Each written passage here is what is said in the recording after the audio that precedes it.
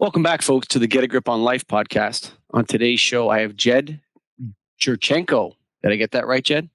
Yeah, You Jed got it. Jurchenko. And we're going to discuss, he's a family therapist, and we're going to have a discussion about his practice. But before we do, if you're listening to this, most podcast listeners, a lot of them, actually in the back of their minds, they think to themselves, gosh, I could start a podcast. I've always wanted to start a podcast. And the best place to do that is to go to getagripstudios.com, which is where I'm sitting right now.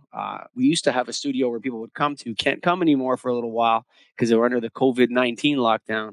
But it's fully virtual, so you can do it online with us. So if you go to getagripstudios.com, what better time right now when maybe you have a lot of time, maybe you're laid off, maybe you're not working, you're listening to a lot of podcasts and you think, gosh, I'd really like to talk about X, Y, and Z with my expert buddy who does this or that. So think about it. Now's the time. Getagripstudios.com.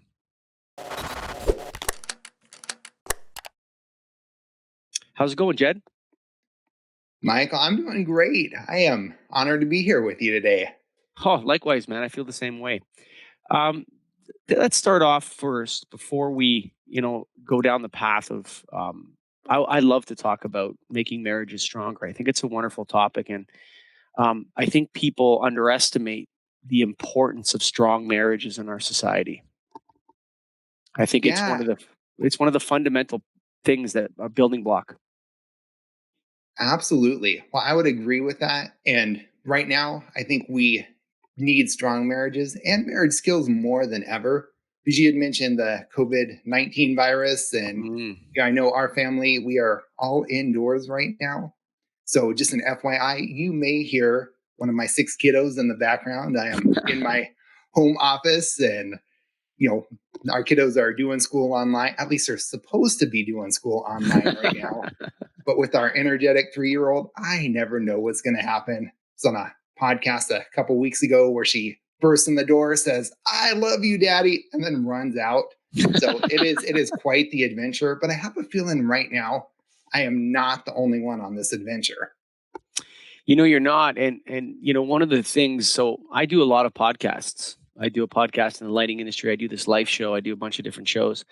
And one of the things that had kind of occurred to me was that I think there's going to be some marital issues. There's going to be some mental health issues that emerge because of this severe lockdown we're all under.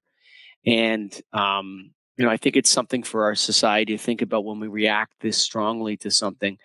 What are the everyone thinks, oh, we need to do this, we need to do that, we need to protect these people, protect that, but we also I think it's important that we next time with this that we think about the unintended consequences of restricting people's freedoms, especially for Westerners, Americans, and Canadians, people who are very accustomed to living a very free lifestyle.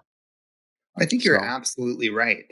The general psychology classes that I teach, I always teach something called the diathesis stress model of mental illness. And I think this is fascinating. I think it applies to families right now. And what this model teaches is that all of us have this preset level of stress that we can bear. And we have this, the big word is diathesis, which means we've got this genetic propensity for some sort of mental illness. Might be depression, might be anxiety, might be schizophrenia. But the whole thing is once our stress goes above that threshold, the signs and symptoms kick in. Now, some of us are born with the lucky gene. We're pretty resilient, which means we can take a lot of stress before that depression kicks in. Some of us have this low level of stress tolerance, which means it doesn't take very much for depression, for anxiety to really start to get aggravated and to set in. So part of it is more stress is going to be more symptoms. But then 2, we're in a closer environment. We're closer to our loved ones than ever before. So problems that were there, but kind of underneath the surface, going to get aggravated. We're not going to be able to go to work and duck and dodge them anymore. Now we're doing life together and more life together, which means these problems are going to start coming to the surface. So I think you're right on point with this assessment that we need more support from marriages and families, probably than we have needed in a long, long time. You know, it, the I don't want to go down this path of spending the whole time with you talking about COVID-19, but it's the reality we face right now. And I think my gut instinct on it is that I think we're going to have. I believe that America has a collective conscience and a collective subconscious. Okay, and I think that America and Canada are the collective subconsciouses of these nations and these peoples is going to suffer from a group post-traumatic stress disorder Mm. Mm. from Yeah, this. I would not doubt that at all. I know just the seriousness of it um, is huge, and it can be scary. And all of that stress is going to create extra tension in relationships. So I think for you and I, and for anybody who's married, who has a family, the real challenge during this time is to keep all of this from snowballing, to keep the Mhm. little things from turning into big things, but especially in relationships. Sometimes couples argue about ridiculous things. Like Mhm. I've done that before. Have you ever done that where you've gotten in a long-standing, drawn-out argument and it seemed like it's so important at the time, and then you look back like 2 weeks later and you think that was just ridiculous. What on earth were we fighting about that for? I always say that when I talk to my wife about this sort of stuff and my kids, I have 4 children, and I say, let's say the 2 kids are fighting, and you did this, you did that, and I stopped them for a second, and this goes for my wife and I as well. It's like, are we ever going to get back to the point where we get to the first instance? Hmm. Where it's like, oh yeah, I did start this fight. You're right. Like that never happens. You know what I'm saying? Like when you're in this, like you did this and then you did that and then you did this and then no, you did that. And we have these situations. You're never going to get back to that point. And one of the things I talk to my wife about is like, and other people is like, what if we were watching ourselves? Like, what if you weren't you and you could have like a closed circuit TV camera with a mic on it and watch this fight? Would you not think that it's pretty pathetic? I love that. I love that. So there's a really bad joke I heard. Two guys are talking, and one guy says to the other, "Hey, my wife and I, we're in this long-standing fight, and she is just getting historical." And the guy says, "Don't you mean hysterical?" And he says, "No, historical. She's Sure. now going back to everything I've ever done wrong and bringing it up." Yeah, I think we do that all too often. Like I know I've been there and done that, and I look back and I'm like, "Why am I getting historical? That's ridiculous." no, for This is sure it is. really more about us right here and right now. So I love what you said about the video camera. Because if we could Yeah, go back in time and watch that fight, I think I'd look back and say, this is ridiculous. Dude, Jed, knock it off. Reconnect. sure. And the other thing too is like if you ever you see people that are in a marital spat, it's so easy to look at it and go, "Oh my god." Like to look at other people and you let's say you have someone close to you and he's explaining to you how everything is his wife's fault, Mm, or this and that, or everything's the husband's fault. And if I just, wasn't married to this piece of crap, my life would be so much better. I often say to them this, if you discover that something is actually your fault or you're to blame, you should get down on your knees and thank God, because at least you can do something about it. I love that. So when we know that we've had a part in it, we can fix it. If we're part of the Yes. problem, we can be part of the solution. Right. It's almost like, if you actually realize that the problem is that can be very obsessed with blame, and blame is so unhelpful unless it's you're to blame. Hmm. I agree with that. I'd put one little twist because I think sometimes we can even blame ourselves and then get stuck in that feeling of shame, blame, and guilt versus taking action. And that was something that I heard you say that I absolutely loved, where you said, "Hey, when I realize I'm at fault, that's when I Mhm. reach out." And that reach out to reconnect is absolutely huge. In fact, that's what all the research is showing makes a couple happy and makes their relationship last, is that ability to reach out to our spouse and to accept their repair attempts. So when they reach out, to reach back. I find that a lot of this is I'm going to call it a reconciliation mechanism.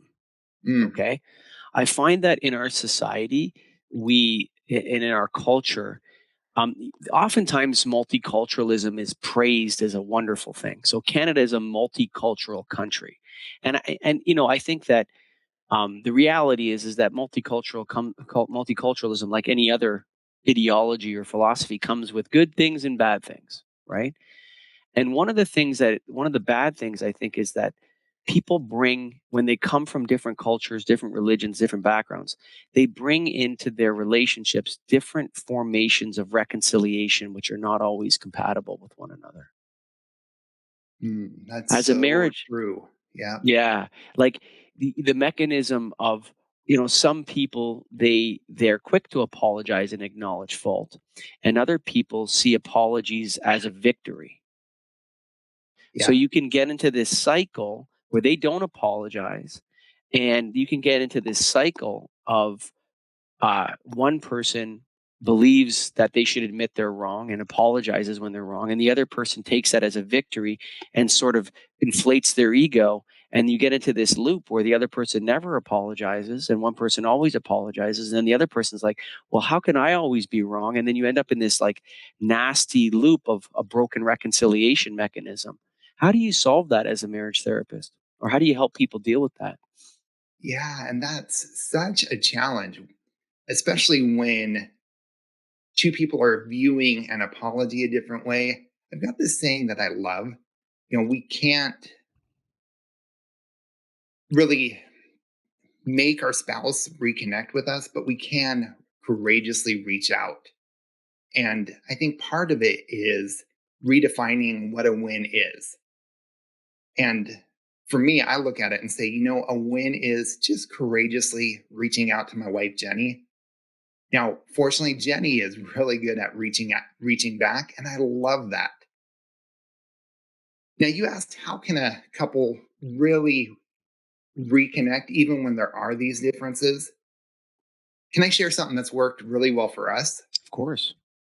So, right now, I love this idea of tiny habits. And these are routines that you build into your day. And for Jenny and I, we started to build these connection routines into our day. And this has been absolutely key. So, I love to write. I've written a number of books. And the way I started writing was with the tiny habit. I wanted to write for years and years and just couldn't do it. And I heard this simple phrase, writers write. I said, that's going to be my new mantra. Woke up the next morning at 5 a.m., brewed a pot of coffee, sat down at the kitchen table, opened my laptop, began to write. And I've done this for 7 years. And for me, the key, the thing that I did right, that I didn't even realize I was doing at the time, was taking this new habit of writing and attaching it to a habit that was already in place, which I love my coffee, got it right here. And it was simply saying, I'm going to brew the coffee, then I'm going to write. Now, a couple years into this routine, Jenny came down and said, Jed, I love that you're writing, you're cranking out the books, but I'm feeling disconnected from you. Because when you're sitting down writing, you are gone, like you're lost in another world. Yeah, and she was right. For me, that's a de-stress time. I've got 6 kids, so I had to learn to tune out the whole world around me. And unfortunately, I was also tuning out Jenny. And that was that aha moment of, okay, I've got to change this because yes, I love to write, but Jenny is far more important than my next book or my next project. So what I did is created this new trigger and decided, hey, the first time I see Jenny in the morning, I'm going to close my laptop. I'm going to stand up. I'm going to take a minute to connect with her. And for her, that was huge because this was this nonverbal communication that says, honey, you're more important than any book that I'm working on. Now, for me, that was obvious. She's obviously way more important than that next project. But for her, it spoke volumes. And we started to get into this habit of whenever we see each other for the first time, we just stop everything and take a moment to connect. So we'll do this when she comes back from shopping. She'll walk in the door and we'll just take a minute to connect. We'll do this when we come back from work. Any break during our day, kind of that first sight, that's the connection trigger. And for us, that's huge. Now, there's moments where we're just caught up in the whirlwind of life and we miss that connection moment in the morning. And here's the cool thing, it feels weird. Like for both of us, our day's off. And I'll pass by Jenny and she'll be like, hey, Jed, you didn't say hi to me this morning. And it's this natural reach out. And so what it's done for us is it almost makes those long, drag out fights impossible. Because man, you miss a couple of those connection moments and both of you are like, this is weird. This isn't right. My entire day is off. Okay. And it brings us back together. I got a theory for you. Okay. I'd love to hear it. All right. So, and this is kind of another COVID situation here that's going to kind of come up with this one too. But I actually believe that talking is a very low form of communication. Okay. And I think that communication, when you're ranking communication styles, okay, touch or lack of touch is number one. Okay. Number two is kinesics, body language, tone of voice, these types of things. That's number two. How you're positioning your body. Is it in a threatening position? Is it in an open position? Do you have your shoulders back? Are you slouched forward? Are you turned away when you're talking to someone you care about or anybody really? And so those two are number one and number two. And number three is then speaking. Okay. Then you get into like text messaging, very low form of communication. There's nothing more worse than a text message marital spat. So let me tell you this, if your wife told you she loved you, Jed, but she wouldn't touch you, what's the real message? I don't love you. Absolutely. And for me personally, I'm going to take that as what's wrong with me? Exactly. Do I need to shower? Am I gross? But that's where my mind would go is, oh my goodness, there's something wrong with me. Right. And so humans need to touch one another and or not touch. Right. So this is the whole problem with the Me Too movement as well, is inappropriate touching. Right. So sometimes not touching is the appropriate message too. So I have female employees. I don't touch them ever. Like I may give them a fist pump or something like that, or shake their hand if they do a really good job. I don't hug them, or I don't go behind them and give them a massage or something stupid or gross like that, right? So this idea of touching versus not touching, there's people you're meant to touch and there's certain ways you're supposed to touch them. And that makes them feel good and welcomed and loved. You have your old friend from high school, you see him, you crash hands together, you give each other a bro hug, boom, we're back. Right. So touching is extremely important. I think when you said connection, I think to me, I'm going to expand that in my own mind. For me, is like the routine of touching one another on a regular basis. Love that. Would it be fair to say touching's a touchy subject? Yeah, it is a touchy subject. You might have named this podcast, but but the idea that this routine of marital, like there and I'm one that I believe that there are fundamental differences between men and women, and I think that I think that our all cultures. I mean, I don't want to go into the monogamy versus polygamy trap. I'm a monogamist, and I think humans are a species that pursues monogamy as a virtue. I don't think we're naturally monogamous, but I think that our brains and our minds have evolved to a point that metaphysically we see polygamy as a sin or wrong among all cultures. Or if it's not wrong, there's a limit in how many wives a man is supposed to have. Say there's some sort of structure surrounding it that in culture you can't have more than 4 wives or whatever. There's every major civilized culture you look at, there's some sort of structure surrounding the relationship between man and wife.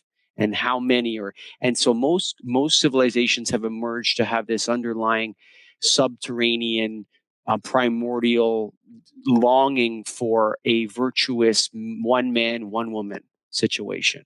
Okay. And that's my belief. And I think that the idea too that a woman is in, if you look at our, I don't know if you believe in evolution or not, it's not relevant really. But if you look at our closest relatives, chimpanzees and bonobos, men choose when sex happens, or the male apes choose when sex happens. But with humans in all cultures, women or their parents or the protectors are the choosers of when sex happens, and it's given to men. So it's like a gift that is given to men, and men get this energy. Okay, this is what I believe, and it's like a gift. It's an energy gift, and it creates a bond between the two people, and then the two become one, and those two are stronger together. Okay. And I think that this is very key to the structure of how we became such a powerful, safe, wonderful country to live in, is that idea that one man, one woman, woman is the chooser of, men have to, in a sense, earn sex. They don't get to have it given to them for nothing. They have to earn it, and is supported both anthropologically, biologically, socially, and in the back of most people's heads, they know that it's right and wrong. So they know that pursuing multiple sex partners in a way is not right, even if that doesn't mean they don't like it, Jed. Right? It Yeah, doesn't I mean that. like how you're taking all of this and tying it into this common theme of connection. And Yes. something that I've been learning, diving into the brain science of all of this, is that our brain doesn't distinguish between physical pain and emotional pain. And Mm. so when we hit our finger with a hammer, there's part of our brain that lights up. When we're disconnected from our loved one, that same part of our brain lights up. And so, Mm. really, for our human brains, these close, caring relationships are a need.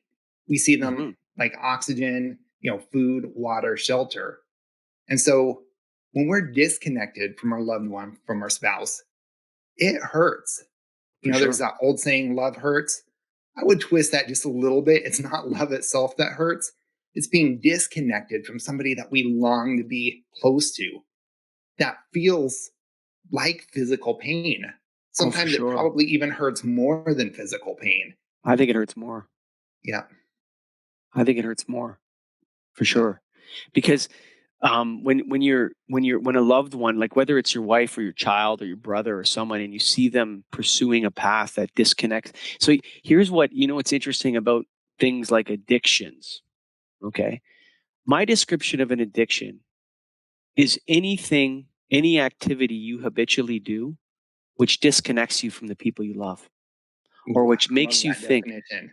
yeah, that makes you think that the people you love are the enemy. Hmm. Right? Because that's what addictions do. Whether it's gambling or drugs or booze, what ends up happening when you walk these paths of addiction is that it starts to create problems with the people who care about you the most. And if somebody's talking to you that loves you, your brother, you've had a relationship, let's say your brother is your best friend, and he's coming to you and saying, "Hey man, you know how to change your behavior." And you get your back and you say, "Well, then you're the problem. How dare you come talk?" You really need to listen to those loved ones when they're talking to you about your behavior in terms of as an adult, like what you're doing, or a teenager. Hey, your behavior with this drug use is really causing a disconnection between the people you love, that love you, and that you love. And I think that's what addiction does, and that's the real pain of it. Is the reason why addiction is so painful is because it literally cuts your own heart out. The people that you care about, it takes them away from you, and you pursue this addiction rather than pursuing a relationship with the ones you love. And I think that's the real tragedy of it all.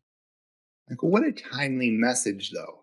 Is Mm, going back to how so many families are going to be spending more time together, sheltering in place, and mm, have more stress.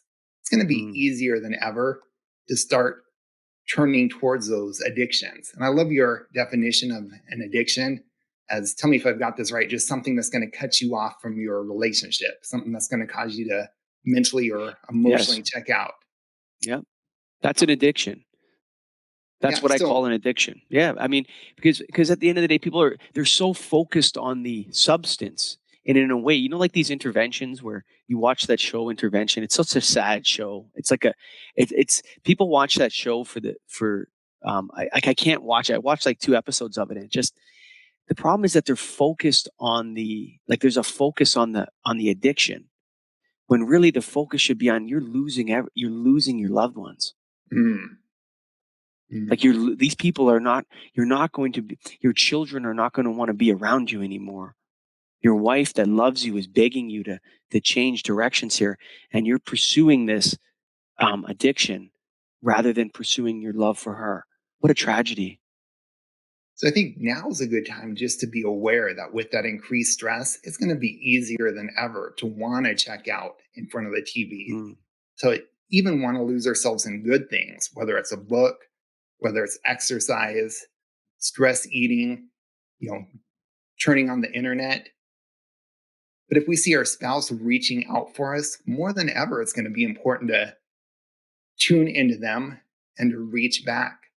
Because tying back to just our brain feeling that disconnect as physical pain, if we ignore our spouse because we're managing our stress by tuning into that TV show, our loved one's going to feel physical pain. They're going to feel disconnected. And probably their crazy brain's going to go right where mine would, which is, what's wrong with me? Do I smell bad? Does he not like me anymore? Does she not like me anymore? Or it's even worse than that. Right? It's even worse. It's, am I unworthy? Affection. Yeah. Right? Like it's even darker than that. Am I not good enough? Because with the idea that the idea that the two become one, that is such a powerful idea, man. And people. This is why this is why a marriage is attacked, because it's the most powerful institution we have. It's the literally, like, this idea that ownership over another person's sexual organs. It's like, that is so base and wrong.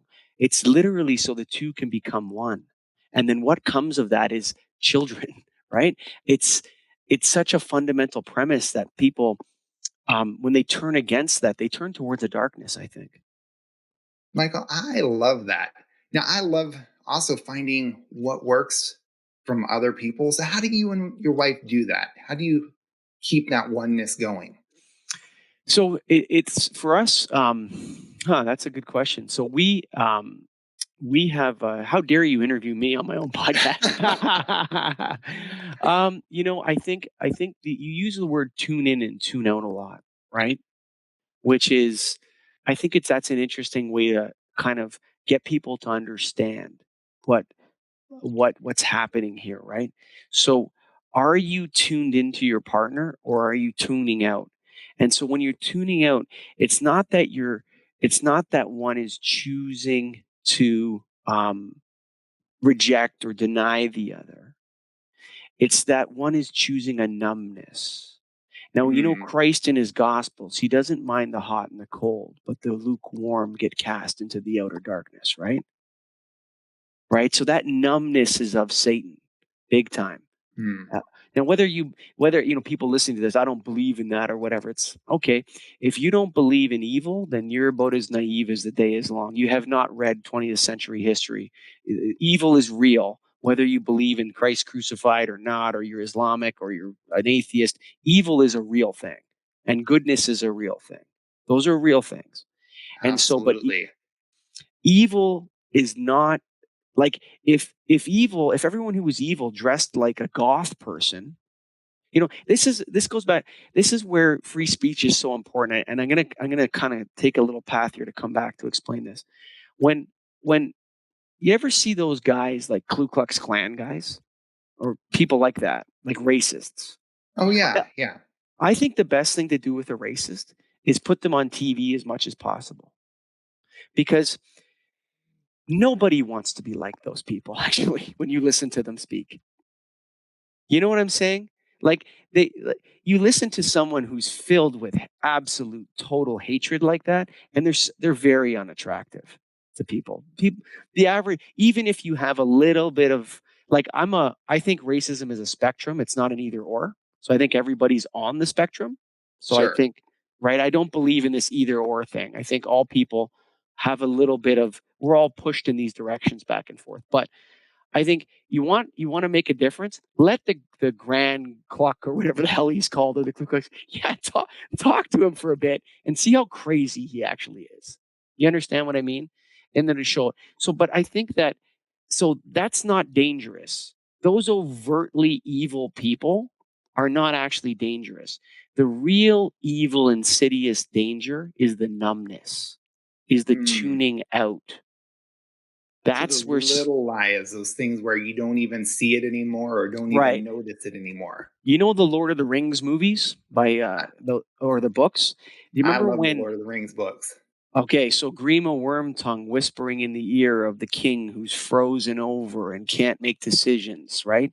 That's evil. When you're that you're choosing not to see truth and just standing aside. I think that's where in a marriage you're causing all kinds of damage and like daily damage. And I think what you have to do, and what we try to do as a married couple is we try to have more positive interactions than negative interactions and try to get to like a 5-to-1 ratio. And I hate to be mathematical with it, but a negative interaction is far more powerful than a positive interaction, unfortunately. Absolutely. Well, and I love how you reduce this to a mathematical formula. Love is obviously much more powerful, much bigger than math, but there is a formula. We need that connection. And that 5-to-1 ratio, I was just diving into some of the research just a couple days ago, and I believe that was a number that I saw from the Gottman Institute. Was Yeah, that John five to Gottman, one? that guy's a genius. I mean, he really is a genius. I mean, I thank God for John Gottman every day. He's taught us so much about. Okay, the one thing he missed in my mind in his research is the touch factor. He Mm-hmm. talks a lot about body language. He talks a lot about physical kinesics, in his books and observing that, but he missed the touch. He never talks about how people that don't touch one another are really in big trouble. Those are the ones who are in big, big trouble. So I'm going to go out on a limb here and make a guess. But if I had to guess what your love language was, just from my couple minutes of hanging out with you, I'm going to say it's probably that physical touch. I would argue that that's everybody's love language, and I think to not I would say that is the language of love. Period. That would be my argument. The idea that I think this idea that different people have different love languages, and we need to speak to that. I I I I'm not. I don't want to say that everybody's wrong and I'm right, but in my mind, I think that you know lovers touch one another. That's what they do. And if you're not Absolutely. touching your spouse, then everything else is off the table. You got to figure out why. Have you been hurt? Are you carrying around shame? Do you have unforgiveness in your heart? Resentments, that you're carrying with you. Resentment. I love the way words sound like what they are. I can't remember, what is it, onomatopoeia? Is that what that is? Onomatopoeia, right? Bitterness, right? It sounds like what it is, you know?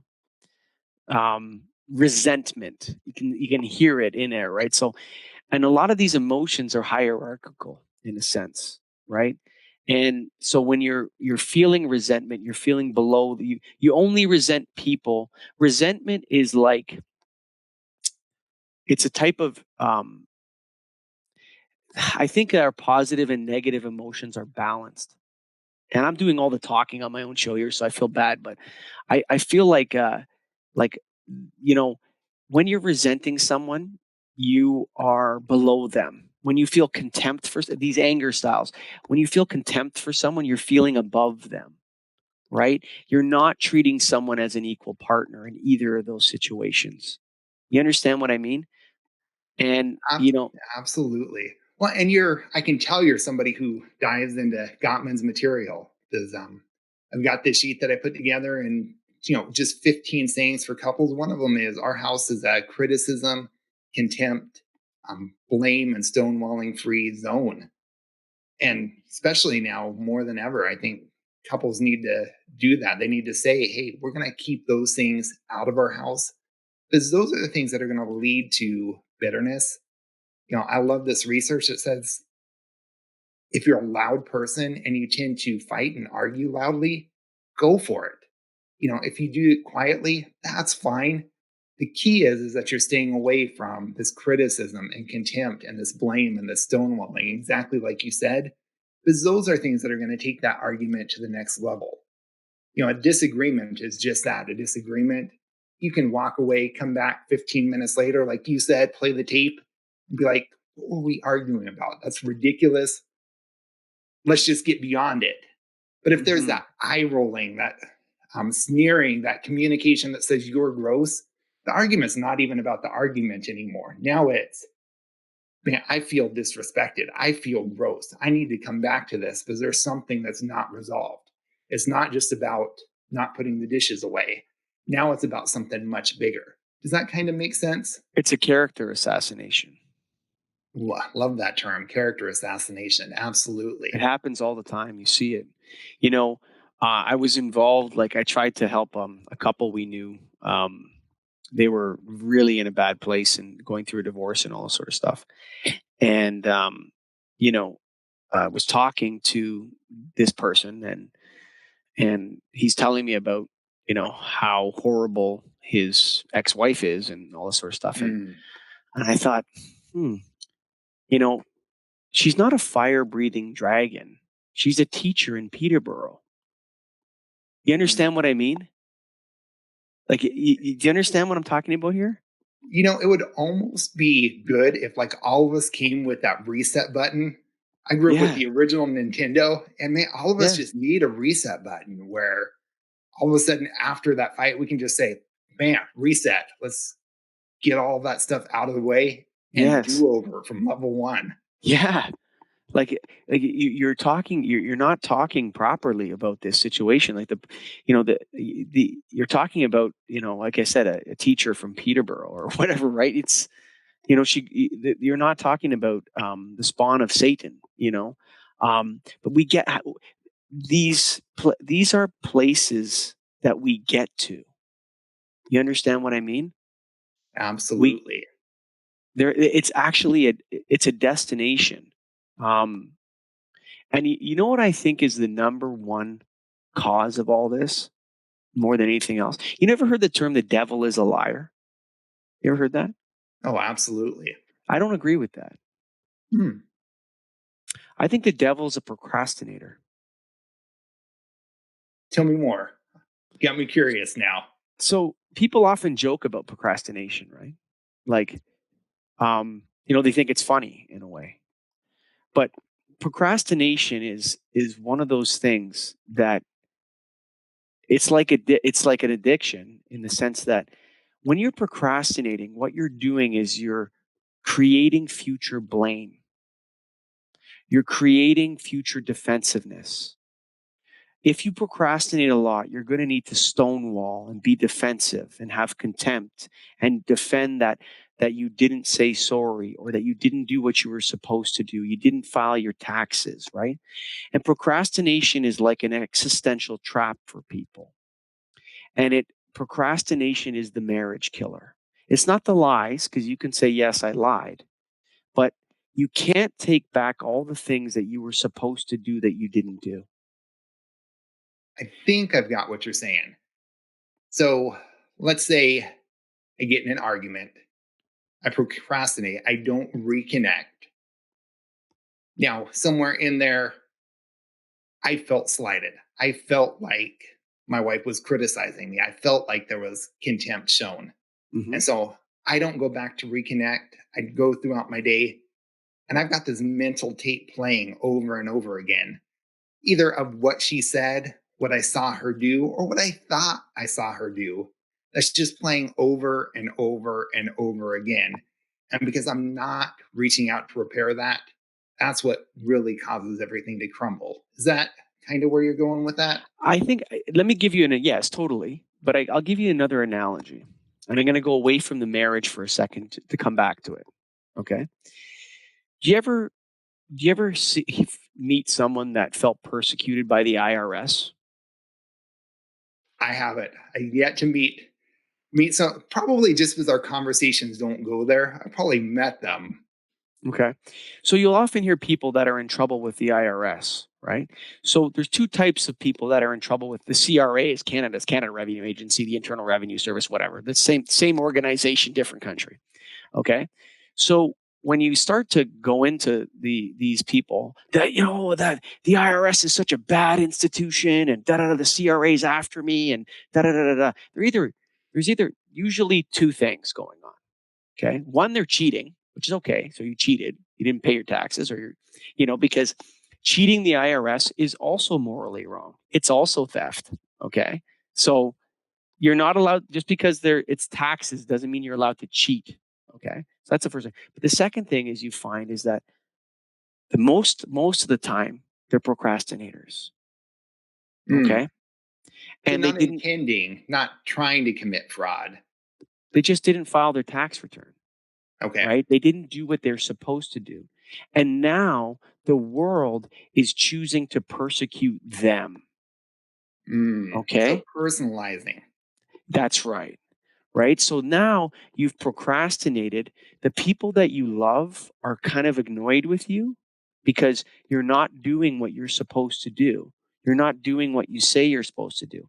And when you procrastinate, you feel persecuted by the people in the world or the institutions of the world or whatever that's saying, hey, knock, knock, knock, knock, knock. You have to file your taxes. That's how it works. You're not allowed to not file your taxes. Or you're not allowed to not do what you're supposed to do in a marriage or as a father or whatever. And if you continually procrastinate, you just simply build up all this negative entropy that the only way that if you don't turn and ask for forgiveness and look into your own soul and say, you know what, I didn't do what I was supposed to do. If you don't do that, then you have to engage in stonewalling, defensive,ness, contempt, and criticism. So, right. So the observation is, hey, you know what? Okay, let's give you like a hypothetically constructed narrative. Hey, you know what? Um, you said you were going to do the dishes. You didn't. They're not done. I don't care anymore. Who's going to do them, me or you? Because we got to do the dishes. What are you talking about? You didn't do what you're supposed to do. You understand what I'm talking about? Where this leads? So key takeaways: pay your taxes, do the dishes, and don't let problems fester. Yes, do what you're supposed to do. It's like that's a starting point for me to repairing relationships. Is like a self-analysis where are you doing the basics of what your role is as a father, as a husband, as a citizen, as these sorts of things, and start doing those and see if the persecution reduces. I love that. Piece that I would add to that is also that communication piece. It's like, I know for me personally, I'm a therapist. There's a time where I was teaching a lot of deep breathing, especially to kids. And so with kids, you emphasize everything. So I'd be working with kids and we're practicing deep breathing and I'm in there with them. And so Jenny would come to me and she would tell me something just stressful. I wasn't mad at her. I was just stressed. So maybe it was a new bill that came and all of a sudden I'm doing what I'm doing all day with kids. Now, Jenny took that as a Jed's sighing at me. Jed's frustrated at me. Now, that wasn't my intention, but that's what she heard from my sigh. And as soon as she communicated that, that was this light bulb moment of, oh, I've got to knock this off. Because Jenny sees that as contempt. And now at this point, my intention, I could tell her every single day, honey, that's not at you. But she's still going to personalize it. And so for me, I had to learn to drop that. I remember the last time I sighed, I did that big, Oh, yeah. and I just saw her face drop. And immediately it was, honey, I'm sorry. I'm working on it. That wasn't you. I'm just frustrated with the situation. And I'm really trying to stop that. Because for me, it's like, I'm not going to change her interpretation of my size. I think that communication piece, though, is huge because the fact that she was able to tell me, Jed, you're sighing at me. If she didn't communicate that, I wouldn't have known. And that could have, like you said, festered and snowballed. So that communication piece is so huge too, as far as, hey, here's one of those annoying little habits that's just creating that rift. So you brought up a real bad word. Uh-oh. Yeah. So I happen to hate the word intentions. Oh, tell me more about that.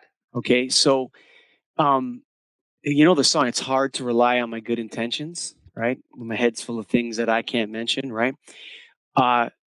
I think a good way to think about intentions, a really healthy way to think about intentions, is that other people get to choose them, not you.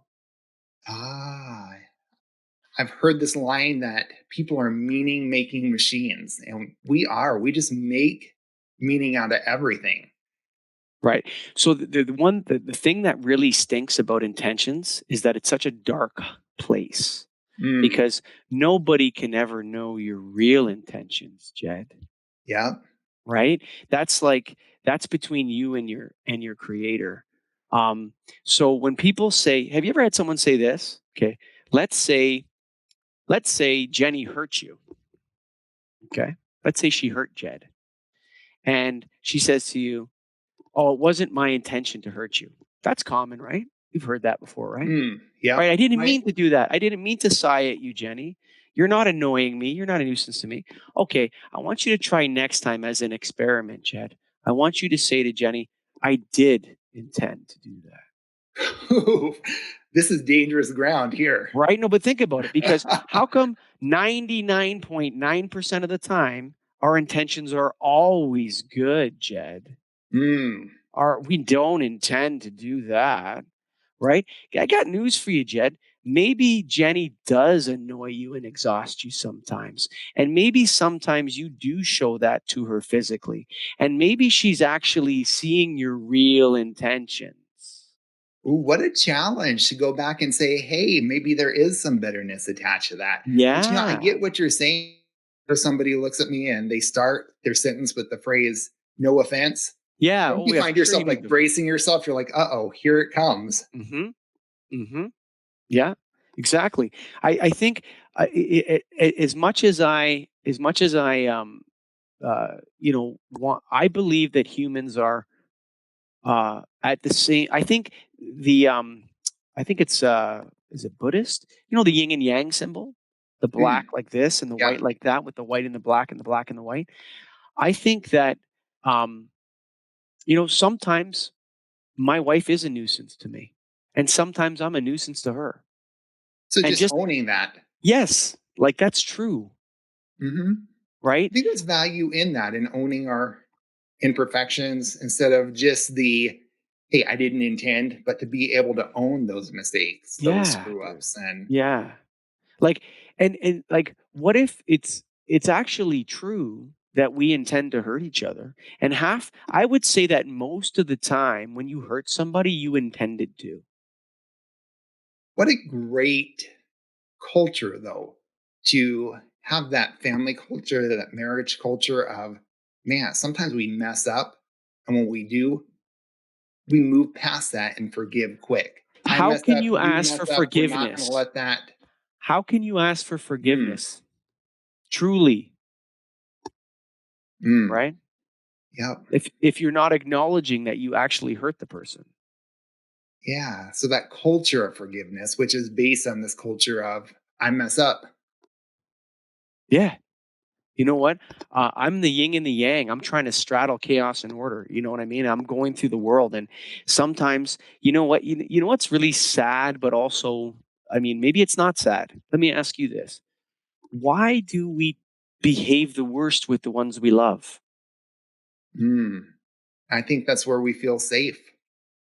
We feel like we can let our hair down, we can be ourselves. And I think sometimes that's maybe even not a good thing. I think that's what love is. I think when you are when you are there's a sense in which the for knowing the other person and owning your own behavior and forgiving their bad behavior, even though it hurts sometimes, that is love. That is what it is. That is when you're loving. That is when you're, it's there's a myth of perfection. There's a myth of we tell ourselves lies about ourselves, you know, Mm. but we cannot. Your side does not lie, Jed. So I've got Yeah. this definition of intimacy as into me see. I think with Yes. the conversation we're having about imperfections and flaws and mistakes and that dark side, intimacy is Jenny knows me. She knows my imperfections. She knows and she still loves me. And that's Yes. cool. There's something exciting about that. Yes. That's so Jenny, positive. That's such a wonderful message. yeah, Jenny's amazing, but I know her flaws. I know where her weakness, and I still love her. I still wouldn't be with anybody else. And I think she's absolutely incredible. And that's a fun place to be in a relationship where you can love somebody, mistakes and all, and you know you're loved, mistakes and all. There's Hmm. something powerful about knowing somebody and being known by them and still being connected. Yeah, and I think also like that's where I think a lot of marriage therapy goes wrong. Mm. Where you need to promise to never be a bad person again. And then I promise, and that lasts all of 5 minutes if it's a good day. Yeah. Well, I'm going to walk the tightrope the rest of my life. You can't. You have to like people. Here's the other thing, and I'm going to say something super controversial, Jed. Can't Okay. wait to hear it. I think relationships are abusive. Mm. I All want of to them. hear more. I think that humans are incapable of not abusing one another to a certain extent. And that's maybe the wrong word. Okay, maybe I'm using a loaded term there because there's actually technically abuse means this. Okay. But I think choosing to love someone is choosing to be heartbroken. It's choosing to be hurt.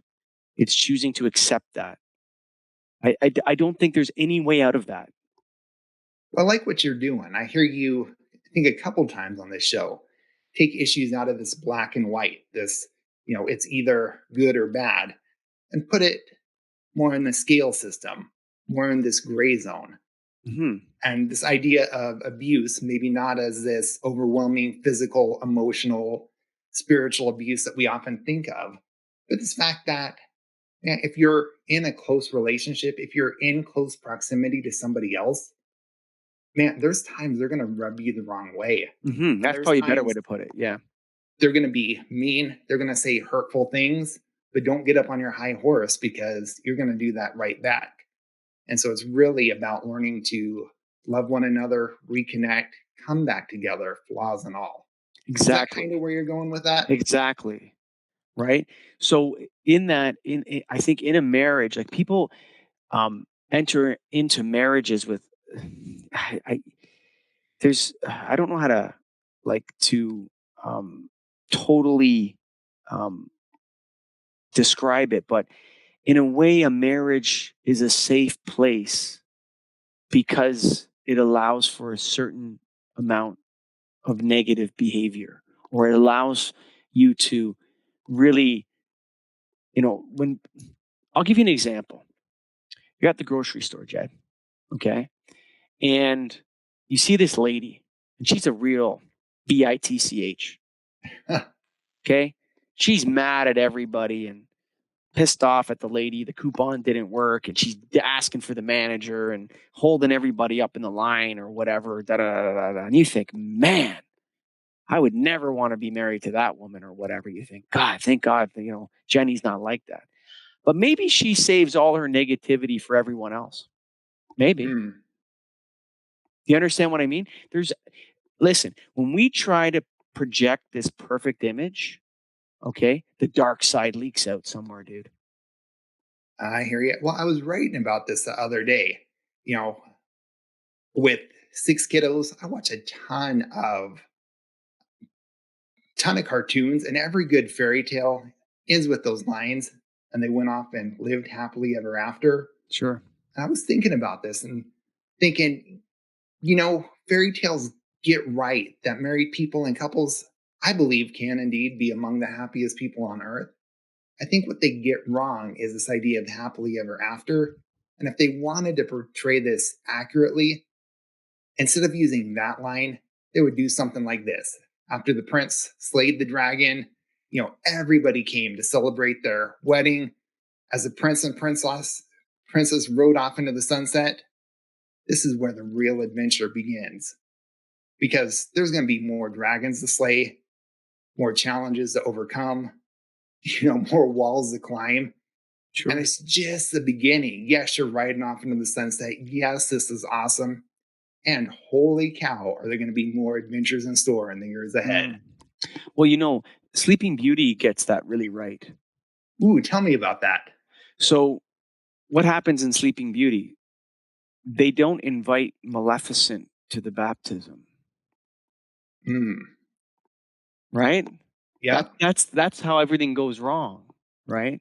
They try to protect her from all the evil of the world, right? So Maleficent doesn't get invited. And I think that's an interesting idea that in a sense, evil's part of the world. And you have to invite evil into you don't have to invite evil into your life, but evil has to be there too.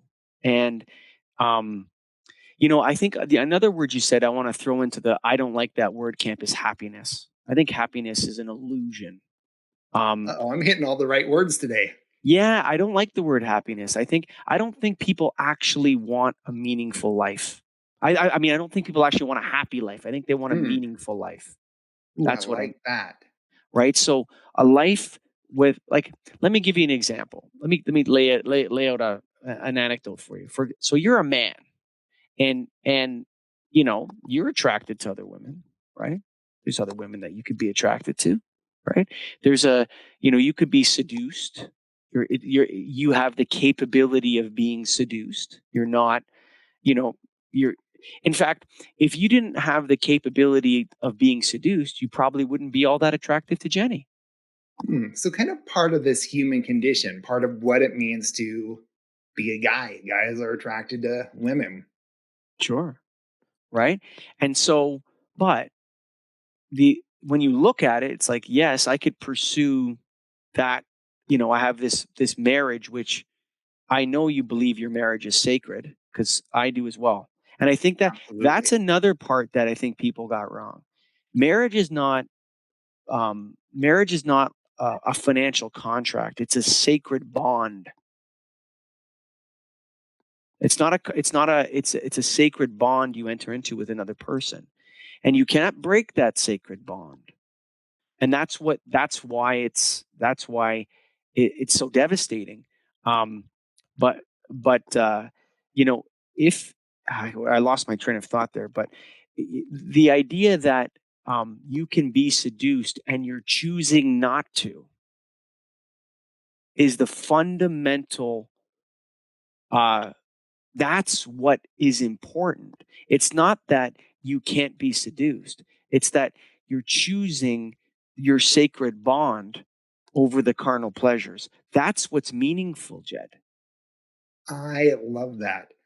Well, and I read somewhere years ago that a lot of guys who do have affairs later on, they don't want it. They look back and they think, what on earth did I do to my marriage, to my relationship?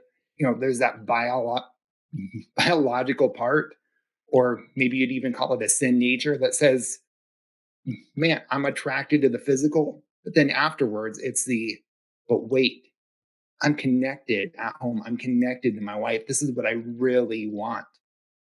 And so I think it's not getting caught up in the intensity of the moment, in the biological draw of the moment. I could be off, but what do you think? Oh, I think you're 100% correct. Yeah, no, it's the look. Christ says the path is straight but hard, man. Mm. You know, it's not. It's the path to the path to destruction is broad and wide, bro. You can go in any direction you want on that path, man. But like, I mean, if you say to somebody like, okay, let's say this. Let's talk about love languages or whatever, right? So let's say you're sitting with a guy and you're talking to him. He's like, I want to have an affair, right? Oh, okay. Um, and let's say this guy happens to be a very wealthy guy, right? You say to him, well, how much is that piece of nookie going to cost you? Like, Mm-hmm. is that going to be the most expensive piece of nookie you ever got? Oh, yeah. And, you know, like, I was going to say something really crude. I'm glad I avoided saying it. But, you know, her female parts are not made of gold, bro. You understand what I mean? Just And this so, internal awareness. yes, To use a it's simpler like, illustration, it's the exact same reason I don't like having a handful of brownies in our house. Because I know me. I'll come by and I'll cut off a little sliver and then I'll cut off another one and another. And by the end of the day, that pan of brownies is gone. And right. so then I feel terrible. I don't like how I feel afterwards, but I know I'll do it if it's there. And And so with our 6 kiddos, like we make brownies and I'm like, guys, eat these up, finish these. I don't want them sure, in the house here. Let me catch you the biggest brownie. Seriously, because sure. I know me and my nature, which is, oh, I'm just going to come by and grab a small piece. And then I'm going to do it again and again and Why again. is it that once you start, you can't stop? That's exactly my problem too. Isn't that so? It's being aware of, I think I want this in the moment. Mm, And then afterwards, I look back and I'm like, man, I did not want that at all because I just don't feel good. That sugar crash hits, a step mm. on the scale, or just walking around the house and I just don't feel the same. So so you have the brownie. So let's call it a honey pot. Okay, so you got you're gonna it's gonna be the most expensive piece of nookie you ever had. You know that honey pot ain't made of gold. It's gonna get old too. To you, you're gonna get bored of that too one day, or whatever it is that whatever um, whatever projection of perfection you're putting on that woman is going to fade as well because that's going to go away. And then on top of that, you're never going to get to make love to the mother of your children again. You get the brownies time 10. You got Yeah. 10 times of the maybe draw or attraction, and then 10 times the crash afterwards, probably 100 times the crash afterwards. But it's really that pan of brownies taken to the ultra extreme. And I Yeah. think if we could do what you did at the beginning, which was play the tape forward, or go Yes. back and look at the tape, we would say, don't do it. Yeah. Don't do it. I mean, and the and listen, I'm not judging anybody. Okay. I mean, marriage is hard, and ours, and I think our society went from one that whose sole goal, maybe its underlying metaphysical goal, was to preserve the institution of marriage, to one that's underlying metaphysical goal is to attack the institution of marriage. So, um, I think that has changed, and I think I, if there's anything we could do to strengthen America and Canada, or or uh, or it would be to strengthen the institution of marriage. Yeah. Well, and I love what you said about not judging anybody, because really that's kind of been a theme too, is man, mistakes are going to happen. For sure. Screw ups are going to happen. And it's not about going back to the past. It's not about getting historical and really reliving that over and over. It's about saying, okay, that's in the past. Now let's reconnect. That's in the Yeah. past.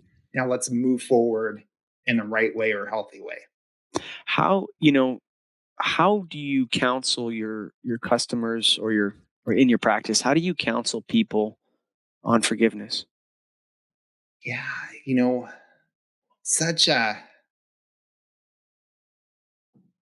such a powerful term, but it's also a tough one because sometimes we're stuck in a cycle where the offense is happening again and again, and it really isn't enough to say, hey, forgive and move on, because it's a repeat pattern. And really, that pattern needs to stop in order for us to move past it. Now, there's other people who are stuck on one instance that's in the past. And I think that's where that forgiveness needs to happen. But then sometimes it's a process. Sometimes there needs to be a conversation or something that happens with us. Because it's not, I think, as easy as sometimes we would like it to be, which is just let go. Or if you're in Christian circles, the phrase you hear a lot is let go and let God. Um, but that anger or frustration or that mind returning to it over and over, I see it as like a warning light on a dashboard, right? The check oil light comes on and you need to attend to that. You need to change the oil. There's something going on with your car. Well, that anger is signaling in us like, hey, there's something going on that needs to be attended to. I think our job is to figure out what it is. Are we being hurt over and over again? Is there a problem that needs to be resolved? Is there a hurt in us that we just can't get past and we need to do that internal work? Do we not feel safe in this relationship and we're scared to death that this offense is going to happen again? So do we need to have that honest but difficult conversation? So I don't know that there's a one size fits all for forgiveness. I think sometimes it's a process that takes discernment of, how do we get to the point we can let go? Does that make sense? Totally. The I got a question about emotions. So I I've I like understanding the definitions of words. I like knowing what words mean and the differences between words. And oftentimes you'll find that, synonyms aren't actually synonyms, they're actually opposites. So an example of this is like contempt and resentment or envy and jealousy. Envy and jealousy are actually opposite emotions. But I believe that all of our emotions, you talked about anger being sort of a signal, right? I think all of our emotions are benign. And there's not a wrong or right emotion when you're feeling it. There's only misdirected action related to the emotion. Okay. So if you came home and you found a man in your house attacking your children, rage is the appropriate emotion to feel at that time. You need to send a message to your pituitary gland or whatever to release as much testosterone as possible so that you're as strong as possible and that you're willing to do anything in that moment to change the situation and the outcome, right? So all emotions are benign. They all have a purpose. They're all there for a reason. They're there for a reason, right? And so a lot of us are not, you talk about following your gut instinct or whatever. If your emotions are telling you that something is wrong, then it's wrong. Like if you're angry about something, then you should be angry about something actually. If you're sad about something, then you need to grieve about it. And if you feel bliss or you feel joy about something, then thank God for that. Because it's going to go away.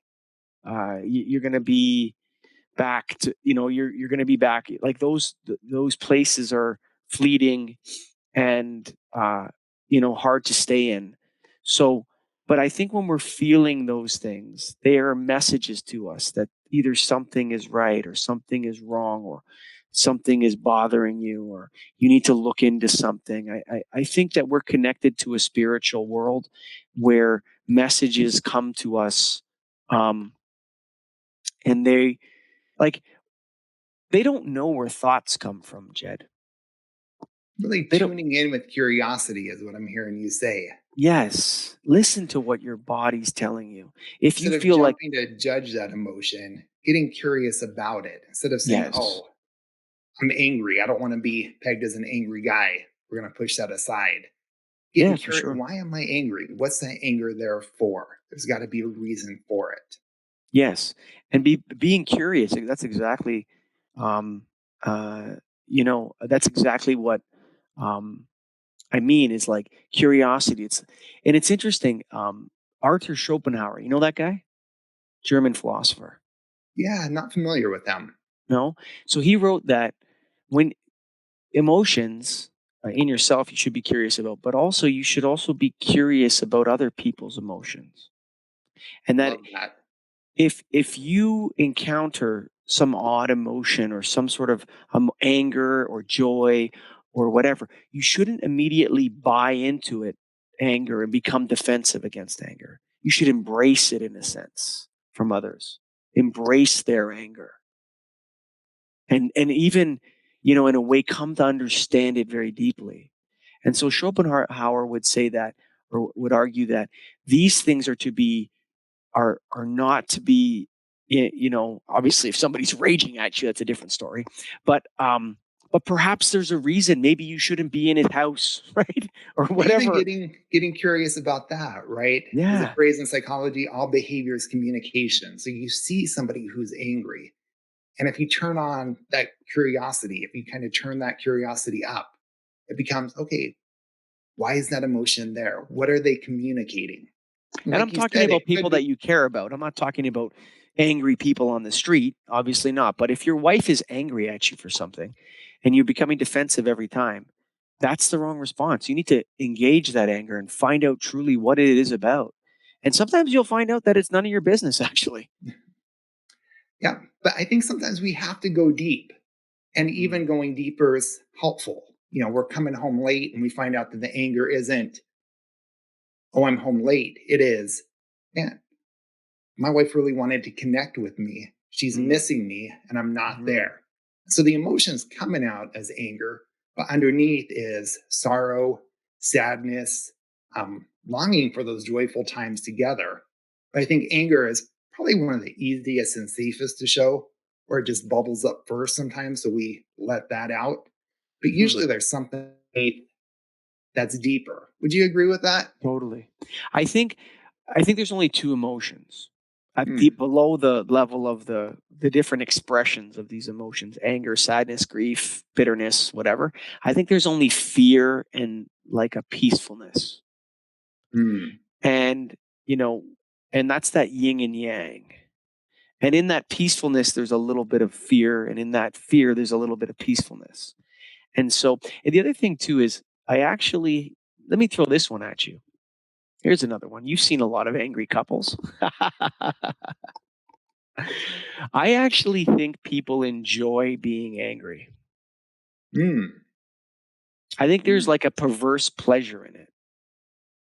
And I think they also enjoy, it's like the idea of wallowing. I think people enjoy their Emotions in a negative sense.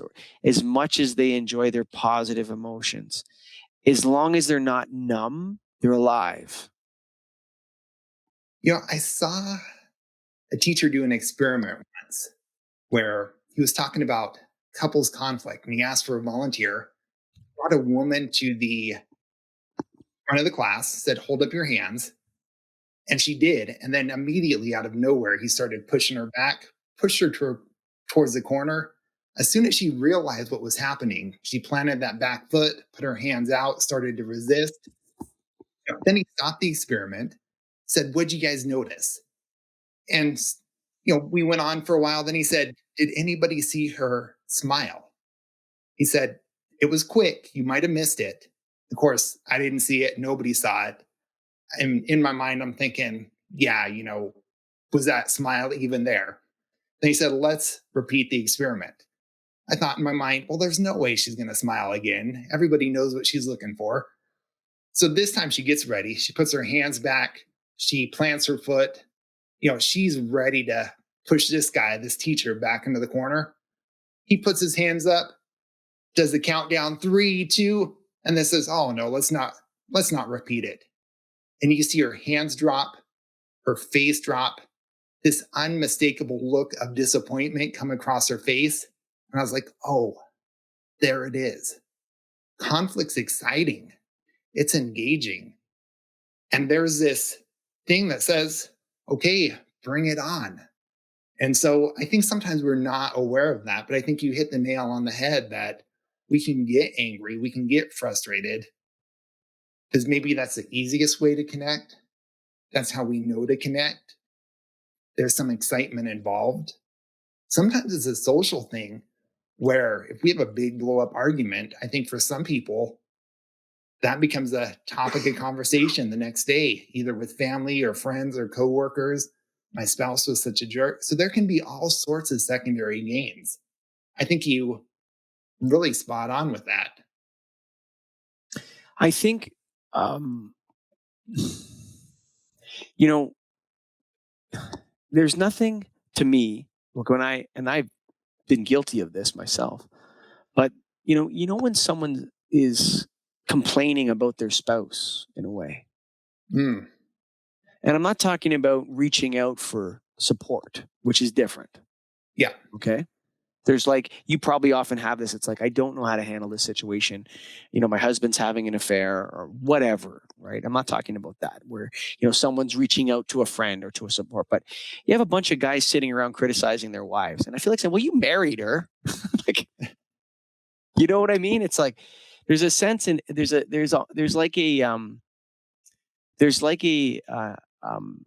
something about some people want to be persecuted or they desire it in some way. They want, and there's like a comfort. I don't know if you've ever been to like a prayer group where it's a bunch of people that are persecuted and they're almost, every prayer request is almost like a one up. My problem is bigger. Yes. Like my testimony is worse than your testimony. I've been, and that's actually a theme that I, on my other podcast that I can't stand. Is like the American rags to riches story. God, if I hear another guy who was a crack addict and then started his own company, I'm gonna stop doing podcasts. But like it's almost like this testimonial. Oh, my parents were worse than your parents, or I've been more abused than you. And I don't mean to be flippant about that. I mean, there are people that have been abused. I mean, let's face it, and they need help, they need support. But I often see like a little bit of glee. Yeah. So there's this difference between complaining and problem solving. And that's what I hear you saying is sometimes there's joy in complaining and sharing our problems, but we're really not solving anything. Exactly. Yes. Do you ever have like, I think a lot of people go to therapy to validate their ego. Mm. Right? So they try to convince the therapist that they are persecuted beyond belief by this horrible spouse of theirs. And that if only that person were different, their life would be so much better. And the therapist will sit there and for $100 an hour or whatever, agree with them. So getting caught up in that blame game. Yeah. It's not really doing anybody any good. But I think it's quite common in your profession, is it not? Yeah, absolutely. Absolutely. I know I've read about therapists in the past who would ask the question of, hey, why are you guys really here? Are you here to work on your relationship? Or do you just want to say, we tried everything before calling it quits? Yes. And I think it's, it can be kind of a tongue in cheek question, but it can also be that reality check of, hey, why am I really here? What am I trying to do? Are we really trying to solve this? Or do we just need that own validation of being able to say, oh, we went to a therapist. We tried that. We tried everything. And so Who's I think that for? Is that for others? Yeah. And I think we do the same thing with our friends sometimes too, where we complain. And are we doing it really because this is an issue they can help us solve? Or are we doing it because it makes us feel good? We get the pity. Oh, I'm so sorry. Oh, that's so hard. So I think it is that self-awareness and that internal heart check of, why am I bringing this up? Is this somebody who can actually help? Or is this my own need? Jed, we've been speaking for over an hour. This has been fun. This is, I think, the longest podcast I've ever done, and time just flew by. Yeah, I know. It was a good. You know what? I've been telling Scott that I wanna interview marriage therapists because it's such a we're such a complicated species. We really are, and I think there's ways to make it simple. And Mm. I feel like um, in a way we've been, or like, do you ever read any books by Jared Diamond or any of these guys, like these anthropologists that talk about how civilizations collapse and stuff like that? No, it'd be fascinating though. So tell me more. So I'll just give you a quick kind of thing, and I believe the collapse of the. I think all civilizations collapse because of the collapse of the fundamental relationship between, which is that in monogamous marriage between a man and a woman. That's what I believe. Mm. Or actually, no, I shouldn't say the marriage structure. So I think that's the first part to go. I think, in a sense, that it actually isn't this complicated, but in a way, we've kind of lost our way as a society, in that we've made it more complicated than it needs to be. Um, that everybody, it's like normal that everybody will have a whole bunch of different sexual partners throughout their lives and then choose one when they're 28 or 33 or something like that, right? And then we have pornography and all sorts of salacious TV shows we watched, and we have the glamour for the glorification of lifestyles which are less than wholesome. And it's filling our minds with confusion, when I think it's actually a lot simpler. And in a way, Jed, I'm trying to find my way back to that simple place. I love that. I think me and our whole family's right there with you as far as we can take it and we can overcomplicate things. I know for Jenny and I, keeping things simple, getting back to basics has been huge. We're in Minnesota and right now it's starting to warm up. And Mm, just the other day, we were saying, man, we can't wait for it to get hot enough that we can go out on our deck and turn on that fire again, mm, just sit out and have coffee in the morning together around mm, the fire. mm, This is so simple things. I think in relationships, sometimes it's the little things that really do have the biggest impact. It mm, really is that walk together, that holding hands, sitting by the fire to have coffee. For us, it's me learning to put my laptop down and take a moment to connect with Jenny. For me, I don't know whether it's my primary love language or if you're spot on in that we need physical touch, but it's Jenny grabbing my hand, taking my hand in hers.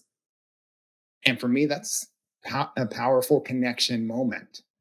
And so I think you're spot on with these little things and getting back to some of those simple things that we did when we were dating, that if we keep doing, really can take our hearts and bring them back together.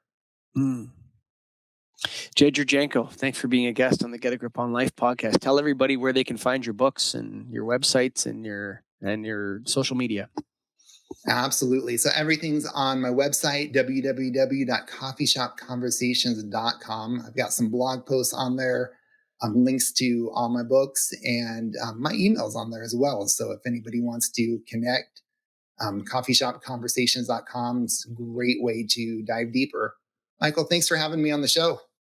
I'm going to ask you to come on again because I have a list of other things here that I'd love to talk with you about.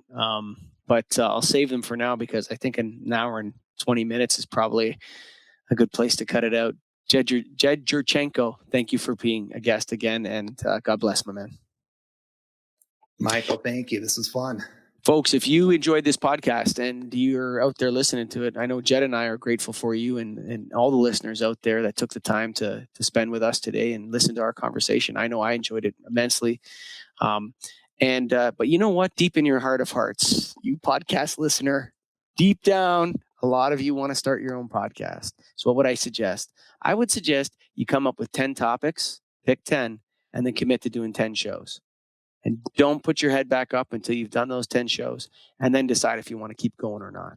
So that's what I would suggest. The average podcast network has a ton of podcasts that have one episode or two episodes. So don't be a bucket lister. If you're going to do it, do 10. Go to getagripstudios.com. Scott, my producer, can help you better than anybody. Thanks for listening, folks.